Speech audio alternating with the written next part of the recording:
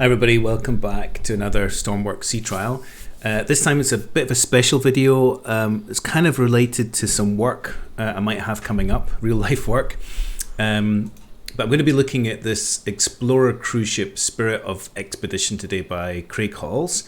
I wrote to Creaghalls on YouTube and said I'd like to do a sea trial, but actually behind the scenes I'd quite like to work with some Stormworks creators to do some energy management scripting and displays in the game, and use this of course to see how this could be used in real life or as a sort of educational tool.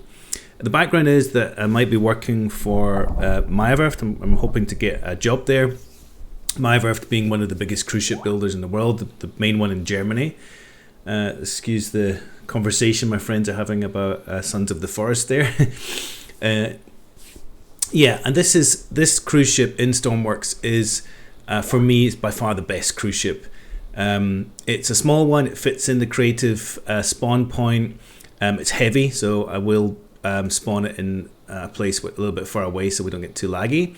But if you look through the pictures here, you can see it's just basically a mini cruise ship designed for exploration, including Arctic exploration. So perfect kind of Stormworks creation for playability, and there's really a lot going on. I will link to Creaghalls' tour where he goes into a lot more detail about all of the ship systems, and in this one I'll focus on kind of what I'm looking for automation and then go into sea trials. So I keep forgetting it, but if I don't put the link in the video, this is how you find it. Just Explorer cruise ship Spirit of Expedition. Right, so over to Stormworks.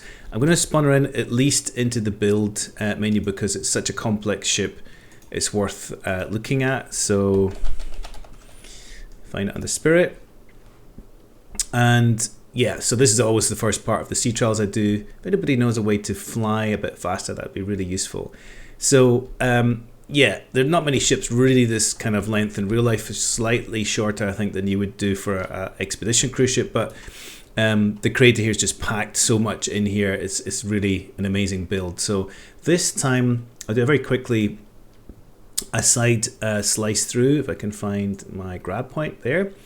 So you can see she has 1, 2, 3, 4, 5 effective decks.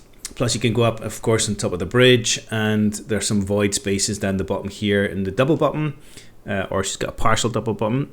Engine room down at the back there, so sorry, I'm not quite in the position I want to be. Yes, that's the controls looking for. Then,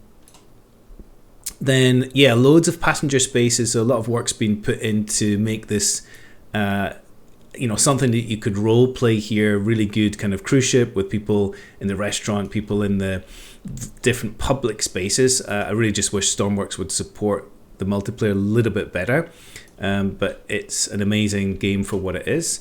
Yeah, and I think if we do a top-down slice, this will probably be more interesting because there's a lot of work gone into this. So if I slice through from the top, you can see here we've got a pretty nice complicated bridge, plenty of systems in there. We'll go into that in a little bit more detail. These public spaces, so let's, oh sorry for my bad camera work here. So the public spaces here are really well done.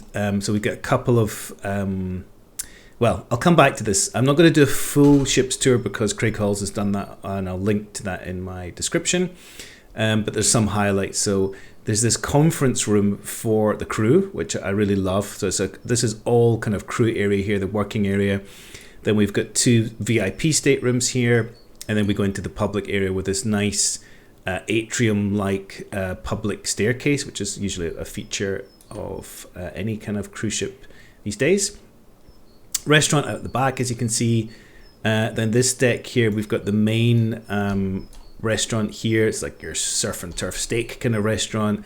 Some public seating around that atrium area again.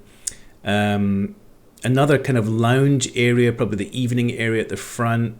You'll see that every deck here has this kind of reception area as we walk through it.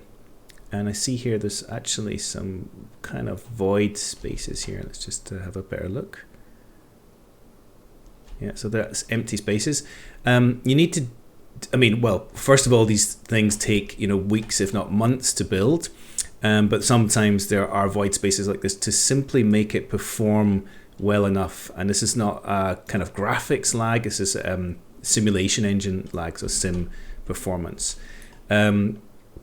Yeah, so then another kind of restaurant area here. This area here is an enclosed forecastle or foxhole where you do your line handling, which is really good. That's very realistic.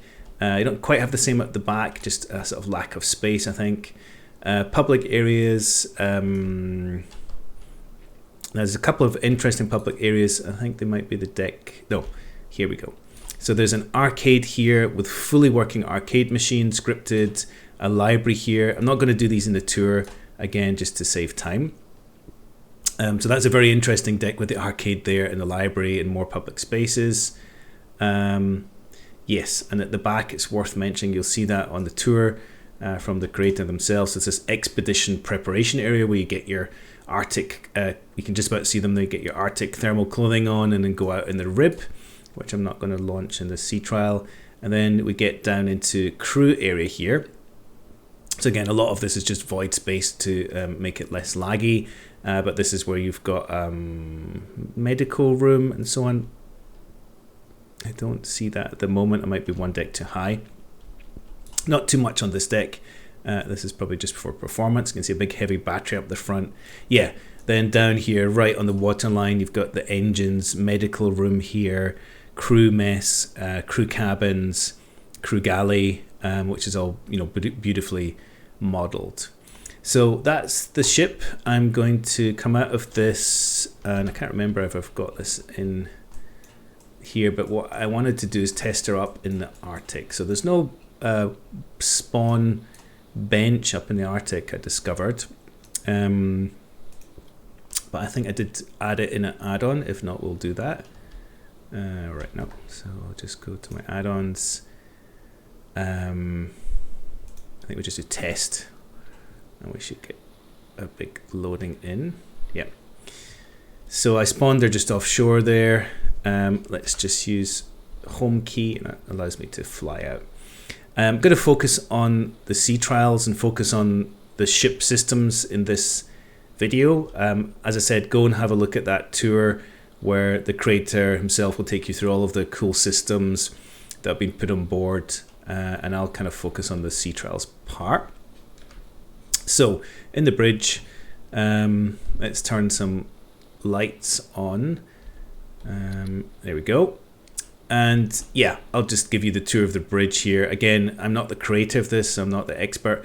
One thing I'm very interested in is the electrical systems. And this is because I might be working for a cruise ship builder in their software department, looking at energy management.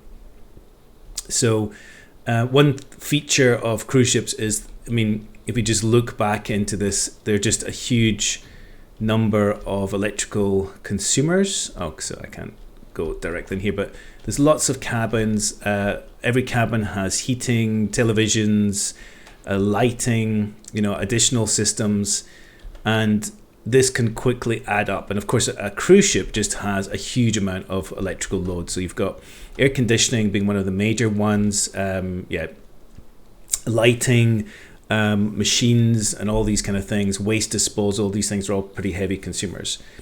This is a pretty cool system because you can actually turn on all the lights. This might make it more laggy, but basically you've got this kind of main electrical control, which you'd probably have in a room somewhere behind the bridge. You've got air conditioning on, and you can turn this on. And yeah, I think it has got slightly more laggy. I'm getting 40 frames per second here, recording at the same time, but the sim lag is really the killer here, but hopefully it's okay. You can see lots of main switchboard here as well, and then loads of what I'd call ship navigation lights or ship systems lights, and that's obviously what we call hotel lights in the cruise ship industry. So one thing I'm very interested in before I get into sea trials is this whole electrical consuming thing. I'm going to turn some of these lights off because it's got quite laggy. So you can see here there's a ship systems battery and a domestic battery, just I mean like you'd have on a little sailing boat. Separate these systems out, so this will be used for engines, thrusting, all sorts of stuff. It does have a diesel electric system, so there's some scripting and automation here that basically controls how much the generator runs a thing, and then how that's transferred into the drive to the propellers. And there is this domestic battery in here. And what I'd really like to do is set up with some Stormworks creators some kind of monitoring of electrical consumption. So basically probably like a Lua screen where we can see electrical load and maybe generator load, fuel consumption, all of these kind of things, and how that changes as you, for example, move from the Arctic, which is where we are just now, down into warmer climates. Or that's probably about all we could manage. So that's my idea. So you can see here the rest of the bridge. Let's just get going with the sea trails, but that's the electrical part where I would like to collaborate with some creators here. So the searchlight stations on either wing, and I think on the helm here we can actually get this going. As far as I remember, maybe I have to come off here. Alright, so it's got this system where you can do dynamic positioning and turn on these bridge wings, which will then use electrical power, so you can actually completely steer it from this using electrical power. So lots of engines. It's basically a diesel generator where you have multiple engines, and they will it's coming from minus because we're in the Arctic. They will, as far as I remember, be more or less scripted or automatically run as hard as they need to run in order to generate the power that the ship needs. So all these engines are on now. We'll do a little sea trials using this system. So let's do starboard bridge wing. Can't remember if I need to turn that on first. Basically, I heard another generator start up there, and this will let's turn on our instruments here. That's your DP system. So what this means is you can sit in here and you can put the engines on like this. These are all toggle switches. I can hear generators spooling up, and what this probably means is the propellers are turning slowly. It's probably a fixed speed, and then what this will do is give us some limited maneuverability forward. Not seeing that movement at the moment.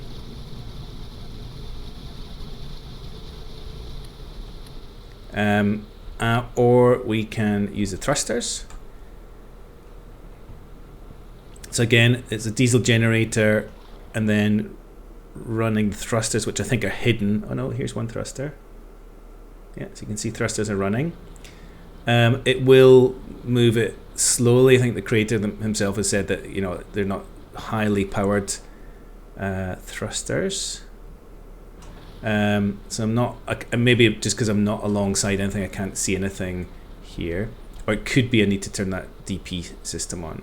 But it's a pretty cool feature that you can sit on this wing here and control it and dock it, and that's really good for this kind of realistic play of the game I like. Oops, let's take her out and start the sea trials. So if I turn that off, I think that helps. And now it's just a matter of tapping on the throttle. And again, that power goes to the props. And she starts to move off. So 5 knots, and we'll just speed her up.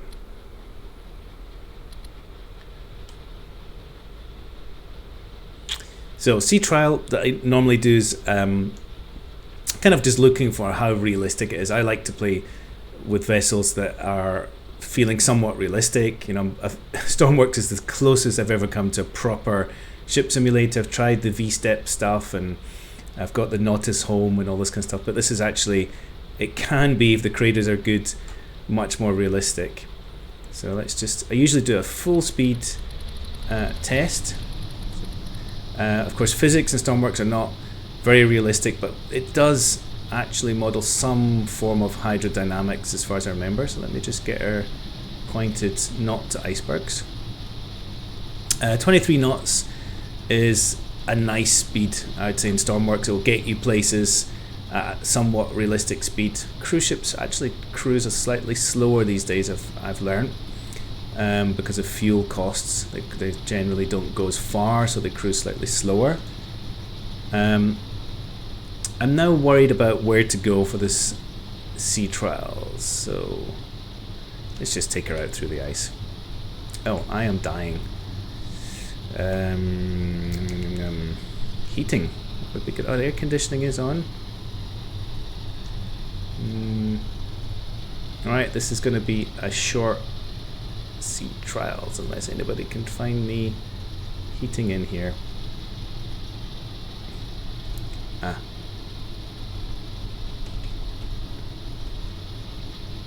This is something I didn't expect. Alright, here we go. Oh, just in time. Let's get some. Right. Great system that actually works. So I was dying there from cold, so Stormworks, it's this great survival game. You have dynamic weather, dynamic temperature. You do have to watch these things, which is amazing that it's a survival game and a building game and an automation game and all this kind of stuff. Right, so sea trials, normally what I do, I go in and I just add 50% wind, approximately. I'm very interested to see how this is affected in the Arctic. I wasn't too sure if the storms are bigger, the winds are bigger in the Arctic than they are down south. Doesn't seem to be. You get pretty much instantaneous waves coming in, and what I'm really looking for in my sea trials is, how realistically the ship will behave. And if you can see now, basically it's looking really good. So it's not jumping out the water. Stormworks physics tends to make all creations do that. But she's got a weight to her, and yeah, that's a sort of somewhat realistic behavior, considering there's a lot of dynamic simulation going on there. So these are all the physics bodies, and as you can see, those waves are having a live effect on the pitching motion of the vessel. And this is something I just find amazing, that it's doing all these calculations. If you know anything about naval architecture, there's quite a lot of calculations going on there, which take into consideration the shape of the vessel and all these kind of things. One thing I always find about most Stormwork creations is that if you go full speed, so if you're doing like 20-30 knots, they will just jump off the waves or start to show unrealistic behavior. But if you see, this vessel is really, she's got some weight to her, and she's actually really plowing through these waves, which is what I like to see. So that's the first part. Sometimes I do like a full stop test. We'll do that in good weather. I think it's harder to do in this. So we're doing 23 knots. This is not a very realistic test, but if you put this all the way down, you can see ships and Stormworks. It's pretty much, it has a reverse as well. Alright, so it's in the middle. Yeah, not a great test, but basically you can see ships and Stormworks instantly stop, which is not the case in real life because there's so much inertia for these heavy things. So let's just put it back up. It's good to learn that she goes backwards if you go after that middle point. Just going to point her towards the open ocean again. Yeah, other thing I like to do is a turning test. Up in the Arctic here I'm a bit restricted, but one thing I look for when I do a turn is that the ship behaves in a realistic way.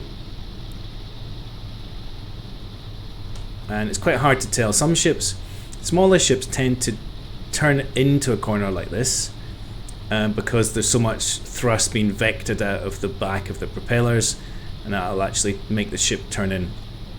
Larger ships, once you do a turn, they will actually lean out from a corner because you get in the center of gravity, pushing the ship out from the centrifugal force of the turn. So yeah, it's quite a hard thing to measure. the sort of rudders are kind of overpowered and giving more of that heeling in motion, as you can see here from the turn. But I have seen vessels which are much worse in terms of that. So she kind of heels in as the initial kick in the thruster or the rudder happens, and then she actually heels out very slightly. So that's good. And this is again, showing the sort of power of all the simulation that's going on using center of gravity, the height of this center of flotation underneath, and all that being calculated. Right. Then I like to do a storm test, so full wind. Again, it's quite lucky we've got wind on the nose. I always believe that, the waves do build up. I'm never too sure about this. I'm just convinced I've seen bigger waves. Could have been that I was just in a smaller vessel. But again, very happy with that seakeeping. You can see she's ploughing into the waves. Her bows are not diving into the waves too bad. And that's the main thing when you design a vessel. You don't want the bows to dive under the waves, so you add all this freeboard. The height at the front from the waterline to the sort of side of the deck. And as you can see, she's handling that very well. I'm going to just turn her into wind, and I'll take her off the wind into the more challenging courses. So we've got a bit of open ocean here, and she's running really good. So yeah, lifting out the water like that, you would get an element of that on a real vessel as well. So that's really nice for me. Then we'll put her onto a forward quartering wind, and then a wave, so let's say, and then a rear quartering as well. So this is when you start to get an angled wind of sort of 2 o'clock, something like that. Then you should get some kind of uncomfortable rolling. So you can see here she is rolling, but actually very comfortable. And she's probably not losing any speed at all. No, she's holding her 23. So you can see inside, this is what it would be like, especially if I come off the seat inside a vessel. So quite uncomfortable. And we are getting, I think, props coming out very slightly. So that's the kind of maximum rolling motion she's doing, which is pretty uncomfortable, and the captain wouldn't be keeping her on that heading for a long time in a storm if possible. So side on, yeah, she's actually breaching her propellers. And then we'll just come around to rear quarter, where sometimes you get this kind of broaching behavior where she'll even roll over. Kind of surfing with the waves, but you can see, yeah, a lot of heel, and she stays stuck at that angle. This is where you'd probably need to slow down just to stop your engines getting damaged. So pretty good behavior. The last thing I like to do, and I'll head back to that oil refinery, is just make sure that I've got lights on. So let's just chuck them all on. She's got a good set of lights. So there's individual lights here which you wouldn't put on necessarily in that order. So you'd need to sort of select your lights selectively according to how you're sailing. And then this part of the test is, let's just chuck the wind back to that. We'll put it at night time. And the last part is that external test to see how she looks when she's all lit up. So lots of spotlights. You'd probably put them on an anchor to help people come in. Let's just do some of those spotlights off and see what she would look like navigating. I do have all the wrong lights on there for realistic navigation. Yeah, those mast lights particularly. So nice navigation lights. Good deck lights there. They would be turned on, and you can see all of the lights are on internally as well, or most of them. Let's just go and do that. So I think so. Lights seem to be. Oh yeah. So lights are having a performance impact because I think Stormworks does do some dynamic shadowing.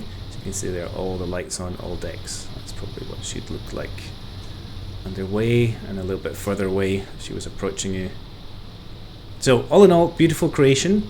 Yeah, if you're watching this, Creaghalls, please let me know if you know anybody good at doing a kind of energy management scripting. I'd love to work together with you maybe bring that kind of stuff to either the educational community for people looking at doing maritime professions, or even within Meyerwerft. I'd love to just expose this to people to help people understand what you can do with onboard automation and energy management. That's all from now. Hope you enjoy it. Cheers. Bye for now.